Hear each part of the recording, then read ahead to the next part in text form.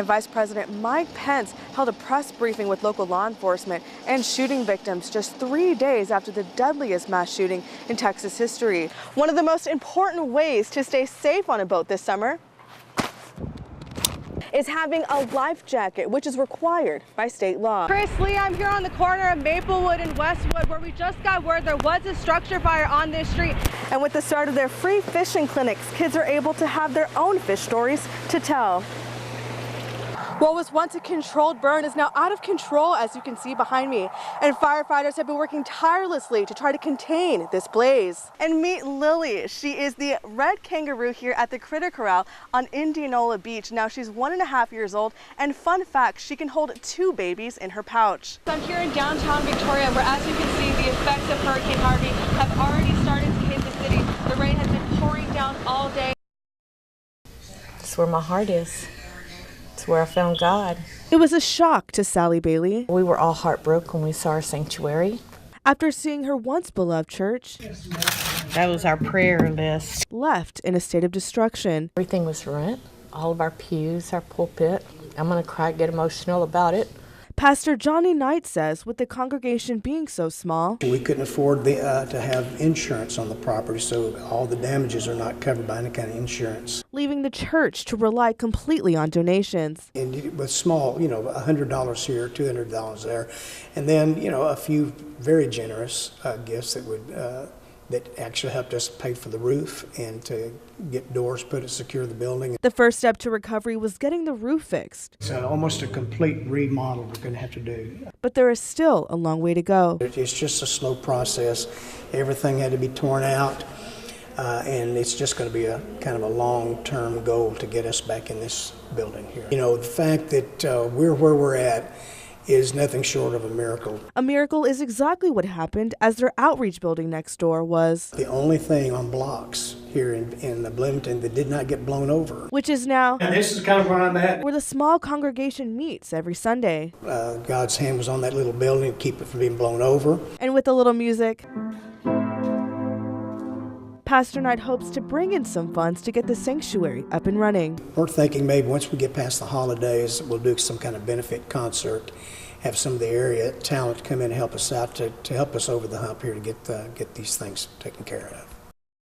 Everybody's going to tell you can't because you're a girl, and they're going to think you're going to be like, oh, I don't want to do this because I'm going to get burned. I've gotten burned, and that's perfectly fine with me. It'll go away.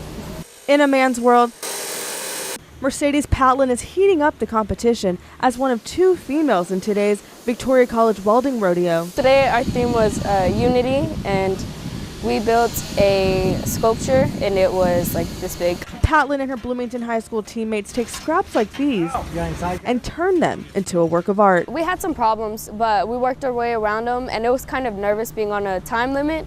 So we just took our time, took a deep breath, and everything worked out fine, and we're the first ones finished.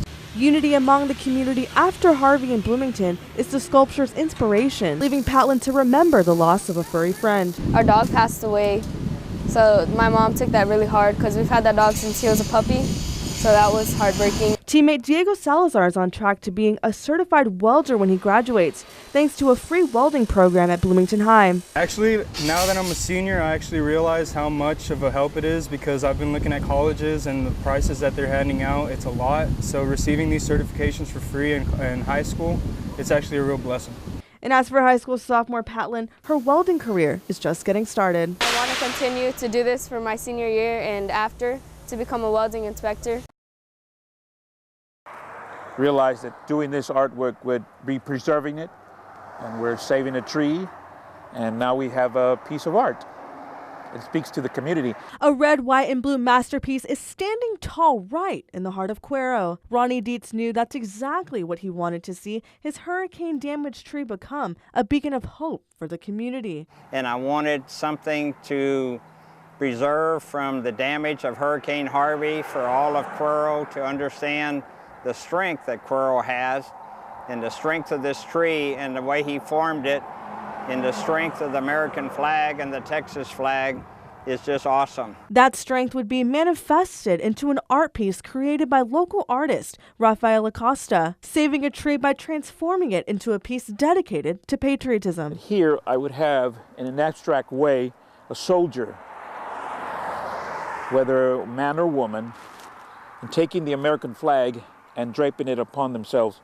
He calls this peace mantle of security. They're hoping that when their service is over with, this flag that represents this country will take care of their sacrifice, take care of them. Acosta says the reaction has been overwhelming. Particularly veterans, that makes me very happy because they have come directly to me and extended their hand and said, you know what, thank you so much. That's what's made this project worthwhile.